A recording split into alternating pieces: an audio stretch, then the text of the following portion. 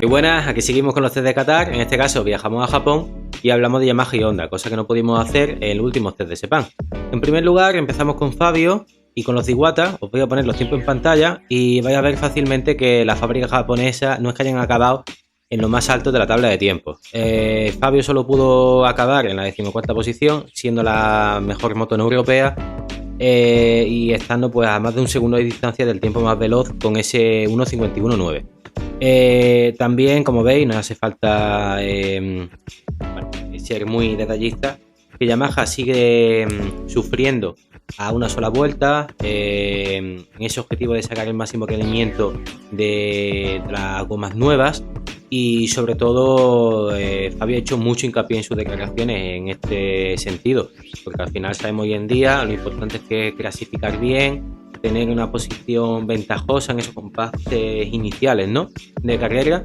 Y en el caso de Yamaha y Honda, pues que ahora pueden tener a partir de esta temporada todas esas ventajas con el sistema de concesiones, bajo mi opinión, y yo creo que también muchos de vosotros pensáis lo mismo, van a ver un resultado de esas ayudas más hacia la segunda parte de temporada, y que a medida de que vaya avanzando ese primer tramo, pues a lo mejor van a poder ir acortando la distancia, porque claro, a nivel de tiempo, también de ritmo, se ve que han dado un salto, pero claro, si el resto de fabricantes que no se han dormido siguen mejorando, pues al final esa distancia así que se sigue manteniendo, ¿no? En el caso de Yamaha, también podemos destacar ese trabajo que han hecho en el apartado aerodinámico, que siempre ha sido una de las motos en este sentido, con esos carenados y esas líneas más simples, más limpias, al igual que Suzuki, por ejemplo, ya en su último año en MotoGP. En esta foto lo que sí podemos apreciar es esa entrada, por ejemplo, del nuevo difusor delantero, del que ya hemos hablado en los últimos vídeos, que Ducati, KTM y Aprilia llevan usando ya en las últimas temporadas. Y también algo muy llamativo, y Yamaha ha sido la última fábrica en introducirlo, ha sido la llegada de ese nuevo mass damper situado debajo del colín, ese amortiguador electrónico que alguna vez hemos mencionado en algún vídeo.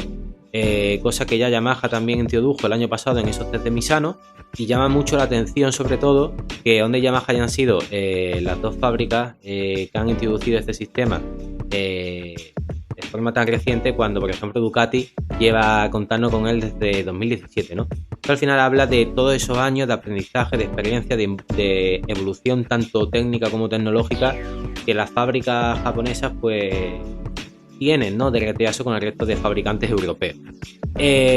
También os quería decirles Fabio, que fue uno de esos pilotos en hacer una simulación, una tanda más larga el último día, haciendo pues eso, una tanda de 10 vueltas, que dentro de los 15 pilotos que hicieron esa simulación le sitúa en la sexta posición con un tiempo promedio durante esas 10 vueltas de 1.53.0. Es un tiempo bastante competitivo. El problema es que al final, si no te has podido situar bien en esa parte inicial de carrera, no has podido clasificar bien, que te van complicando todas las opciones. Por hablar de puntos positivos que hemos visto de evolución por parte de Yamaha, pues en esos datos de velocidad punta, tanto en los test de Sepang como en los de Qatar, han tenido medios de velocidades muy a la par que Ducati y KTM, que siguen marcando la referencia, pero ya no hay esas diferencias de 5 km/h, 10, 15, porque al final la máxima velocidad estuvo en 351. Ahora mismo estoy tirando un poco de memoria, es que tenía el dato de KTM en los test de Qatar, y Yamaha estaba en 351, 349. Al final son datos muy similares, pero sobre todo el problema de Yamaha, donde sigue persistiendo, es en términos de acción, en salida de las curvas, en ese bajo y medio régimen, donde Yamaha no es capaz de aprovechar toda esa potencia, de ponerla al suelo. Y al final, en ese tramo inicial de aceleración, si tú estás perdiendo la velocidad necesaria, eso te obliga a necesitar muchos más medios que los demás para llegar a esa velocidad punta. Por lo tanto, hoy en día que vemos que las oportunidades de adelantamiento se vienen generando desde la salida de la curva anterior, eso te permite ponerte en paralelo y llegar con opciones a la siguiente frenada, limita mucho a Yamaha en este sentido.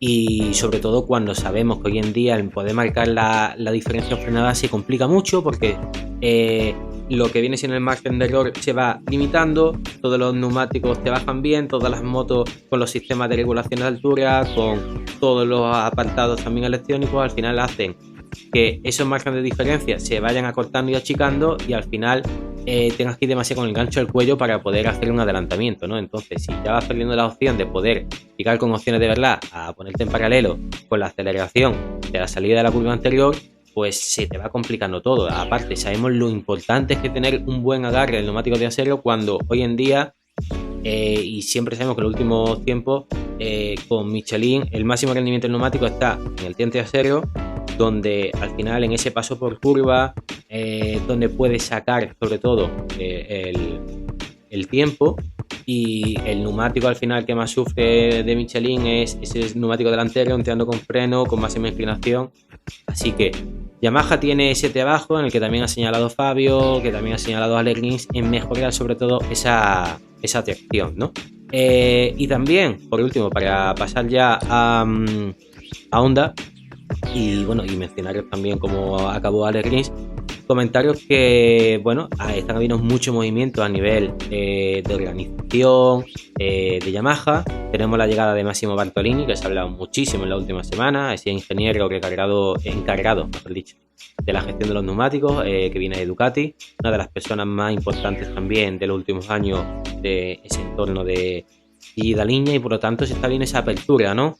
A cambiar un poco el organigrama, el método de trabajo, acelerar ese proceso de evolución, pero al final necesitan tiempo, que es lo que os decía antes, para poner todo en su sitio, y que al final ese tiempo de ventaja que te llevan de aprendizaje, de experiencia, que estos fabricantes, tú puedas recuperarlo para poder acortar esas diferencias y llegar a su nivel. En el caso del compañero de Fabio tenemos a Alex Rins. Yo sinceramente con Alex os voy a poner también los tiempos en pantalla por si no os ha dado tiempo a verlo.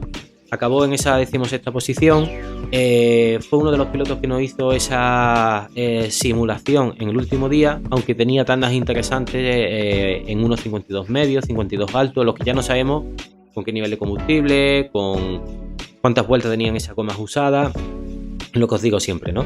Pero sobre todo quería decirle a Alex que al final yo creo que la primera parte de temporada va a ser muy de aprendizaje y de intentar recuperar su mejor nivel. Él viene planteando esa recuperación de la tibia y peroné, de esa lesión tan fuerte que tuvo el año pasado con la Honda Mugello, y al final cuando llegas a una nueva moto necesitas ese periodo de adaptación. También están en ese proceso de evolución en Yamaha, en trabajar con la fábrica, por lo menos desde luego libertad. Este año con el nuevo sistema de concesión no le falta a Yamaha, libertad absoluta, como bien sabéis, para introducir las modificaciones de motor que les dé la gana, con ese límite de 9 a 10 motores durante todo el año. Así que hay que dar tiempo, eso es obvio. Es verdad que se han visto mejoras significativas, como puedo decir, en velocidad punta, pero todavía Yamaha sigue con sus deberes, lógicamente, y obligaciones. Ahora, si queréis, pasamos. Y otra de las cosas, para mí una de las obligaciones, por último ya paso a Honda y os dejo en paz, es que tienen que sí o sí intentar conseguir buenos resultados este año, porque al final también es que es una moto que se ve que va bien, es una moto amigable para los pilotos, por lo menos la sensación que se ve desde fuera, que es una moto triazadora, que eso ha sido algo que siempre la ha caracterizado a Yamaha, con un buen chasis, una moto que la ves que le faltan ciertas cosas, pero sobre todo que tiene que dar signos de verdad de mejoría para que alguien, un equipo, esté interesado de verdad el próximo año en tener 2 motos más, porque al final la falta de información que tiene Yamaha con solo 2 motos es impresionante. Una de las fórmulas de éxito de Ducati es tener, ya lo sabemos, tener tantas motos en pista, exactamente 8, para tener toda la información, telemetría de todos los pilotos y al final poder evolucionar y trabajar mejor a lo largo del fin de semana y del año. Eso es así. Pasamos con Honda. En el lado de Joan Mir, pues mira, Joan Mir desde el TC Pan se ha mostrado muy contento. Es una moto que tiene una gran mejoría. Ya solo ver esta foto es una Honda ducatizada, ¿no? Ya vemos un carenado con esa panza, esa parte de efecto suelo, esa parte del colín, con eso, esa especie de alerones, una moto que ya se ve como más larga antieje, una moto diferente, ¿no? Básicamente todos los pilotos Honda coinciden que esta moto es una amplia mejora de la del año pasado, pero claro, todavía deben seguir trabajando. Al final se ha hablado mucho de esa reducción de peso del motor que ya llevó Honda en esos test de Valencia. Se hablaba incluso que si de 8 kilos, me parece una auténtica barbaridad. Se hablaba que si se había reducido el peso de las paredes de los cilindros, de la masa de los pistones. Al final, sobre todo, también que se habían trabajado en los contravolantes inerciales, tan importantes que son hoy en día, ¿no? Esa inercia en MotoGP, en esos pesos que se generan y esa complicación, ¿no? De introducir la moto en curva de forma idónea, pero al final 8 kilos no puede ser que Honda se le haya olvidado hacer un motor y de repente de un año a otro pueda ser capaz de adelgazar tanto su motor, ¿no? En el caso de Joan Mir, pues bueno, sobre todo el último día de Qatar no pudo aprovecharlo tanto como él pensaba, ya que estuvo con una indisposición. A mitad de día tuvo que bajarse la moto, estaba con vómito, estaba con mal cuerpo al final, entonces eso le ha lastrado el plan de trabajo que tenían. Y aún así, por ejemplo, en los test de Sepang acabó en 10ª posición, con un buen ritmo. No digo que esté para la lucha por las victorias, pero desde luego que Honda sí que ya desde inicio yo creo que puede dar un salto bastante importante y sobre todo de cara a seguir trabajando la temporada. No van a estar de repente delante, eso es obvio, ¿no? Pero que les permita mejorar esos deberes que tiene Honda, que cuáles son, básicamente.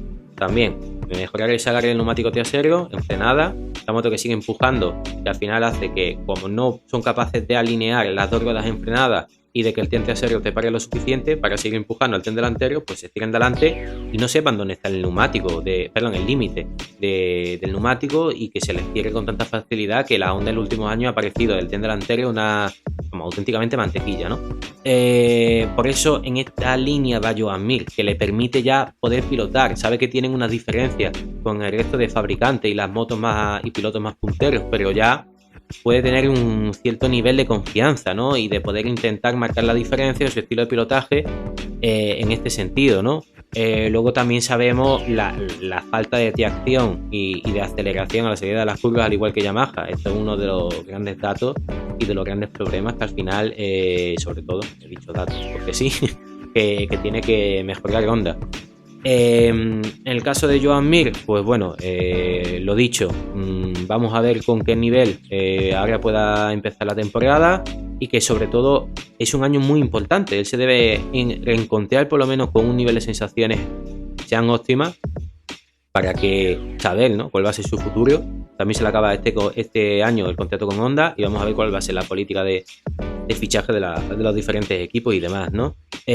Pasamos al lado de Luca Marini. Luca Marini, sinceramente, ha ido empezando muy optimista desde el test de Sepang y poco a poco ha ido bajando o relajando ese optimismo, ¿no?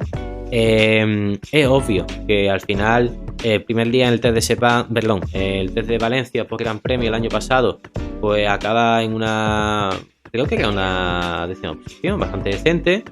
Y es una moto que al final, claro, tan diferente y te subes a ella y eres capaz de marcar un buen tiempo después de Luca Marini, que llevas desde, si no me equivoco, de 2020 encima de una Ducati, en 2021, perdón. Pues al final te cambia todo, pero te da un poquito de confianza. Pero claro, Luca Marini sigue viendo que al final la distancia con el resto de fabricantes sigue siendo grande, pero bueno, se muestra confiado en que hay que seguir trabajando. Él se va haciendo cada vez un poco más a la onda, ha insistido en que la fábrica de la Hada Dorada debe trabajar en su línea y no volverse loco, obsesionarse de parecerse lo máximo posible a Ducati. Y de Luca Marini, pues bueno, os voy a poner los tiempos de nuevo por si se os ha olvidado, pero es que desde la 17ª posición, como decía antes, hasta la 20ª, pues ahí están las Honda, ¿no? Lidera un Johan Zarco, que ahora vamos a hablar de él. Y bueno, de Luca Marini, sinceramente, es que ahora mismo no se me viene mucho más cosas que deciros. La simulación que hice el último día, para que veáis las diferencias. Mira, Luca hace una tanda de 14 vueltas y le sitúa en 1.53.8. Por ejemplo, si nos vamos a la tanda más larga de, por ejemplo, Fabio y Gian Antonio, que hace una tanda de 11 vueltas con 1.52.5, de 1.52.5 a 1.53.8, pues lógicamente hay esa diferencia, ¿no? Sobre todo Honda también sigue teniendo ese problema a una vuelta, por lo menos el nivel de sensaciones que han transmitido los pilotos, al igual que Yamaha. Y claro, el año pasado muchos grandes premios Ese problema lo veíamos un poco maquillado porque marca una sola vuelta, te pueden salir las cosas. Puedes poner toda la carne en el asador, puedes coger unos riesgos que a una sola vuelta te pueden salir, pero luego mantenerlo en toda una carrera, desde luego que no iba a pasar, ¿no? En el caso de Zarco, y vamos a la moto que para mí tiene, es verdad que he cogido una foto que se veía con buena calidad y sale el carenado totalmente en negro, pero es el diseño que se ha presentado más bonito a nivel de colores de Castiol, ¿no? Porque es una auténtica pasada esa combinación de rojo, blanco y verde. Aunque bueno, pues carenado, ya sabemos, todas estas formas y estos apéndices, alas, ¿qué os voy a decir, no? Mirad si Honda ha sido capaz, ¿no?, de ir más allá de su propia línea que venía en el apartado aerodinámico, de ya introducir esos alerones que van adheridos a la horquilla y son muchos pasos adelante de esos pedazos de apéndices que tiene frontales, buscando mucha carga aerodinámica en la parte delantera, intentando buscar la mayor resistencia al aire en frenada. Bueno, caso de Zarco. Él ya comentó que esta moto le parece como mínimo 7-8 décimas más rápida que la moto del año pasado, porque la probó los compases iniciales del test por Gran Premio de Valencia, y que menos mal que la moto que tiene que llevar es la de este año, porque dice que no entendía cómo con la del año pasado Márquez pudo obtener buenos resultados, ¿no? Algunos como los que hizo. Yo creo que en este a nivel que Luca Marini, porque desde Honda se ha hablado muy bien de Luca, en el sentido de que opinan que Marini es un piloto muy detallista, que sabe muy bien transmitir la información a los ingenieros, traducir a nivel de sensaciones en datos y en comentarios que sean muy exactos todo lo que va recopilando hacia la fábrica. Y en este caso Zarco también es un piloto que cuenta con una experiencia en MotoGP, que ha pasado ya por en su día, que recordás, en 2019 por KTM. También llegó a disputar 2 carreras como wildcard en Honda cuando estaba lesionado Nakagami, en Phillip Island y en Sepang. Ha pasado por Yamaha, ha pasado por Ducati, obviamente. Yo creo que el nivel que le pueda permitirle seguir probando y evolucionando a Honda en este sentido es muy bueno. Mucho a lo mejor al principio nos llamó la cabeza cuando Zarco vimos que decidía no seguir en Ducati, pero claro, Zarco sabía que podía seguir un año en Ducati, que era el único contrato que le ofrecía, pero prácticamente se cerraba las puertas a seguir más en ese año en Ducati, porque Ducati al final está hablando mucho de si la llegada de Aldeguer, se van a mover muchas piezas, y Zarco es un piloto de mayor edad, que ya tiene pasado los 30 años, no sé si tiene 32 o 33 si no me equivoco. Pues se le complicaban las opciones a lo mejor de seguir en el Mundial, y él ha querido adaptarse a esa continuidad, firmando por 2 años con el LCR, teniendo una implicación mayor en fábrica, porque Honda al final necesita, pues mucho que haya tenido una política como siempre, ¿no?, de apoyarse solo en su equipo de fábrica, tener un piloto de referencia, pues necesita de más pilotos que le ayuden, ¿no?, esa evolución y en esa transmisión continua de datos, que al final es la fórmula, como os decía antes, de éxito de Ducati, y que tienen que ser. Y si nos vamos, pues bueno, para terminar por el lado de Nakagami, hay que decir que ha acabado como la mejor Honda, y haciendo pues esas mismas funciones, ¿no?, de darle la información a la fábrica, de seguir trabajando. Veremos si después de este año Nakagami va a seguir optando a continuar en MotoGP, o por ejemplo tenemos a Ai Ogura, que ya el año pasado, bueno, no, hace 2 años, cuando estaba luchando por el Mundial, que lo acabó dinamitando con Augusto, tuvo esa oportunidad y al final la declinó de subir a MotoGP, y veremos si a lo mejor con el año que haga en Moto2 Ai Ogura va a tener opciones para el año que viene.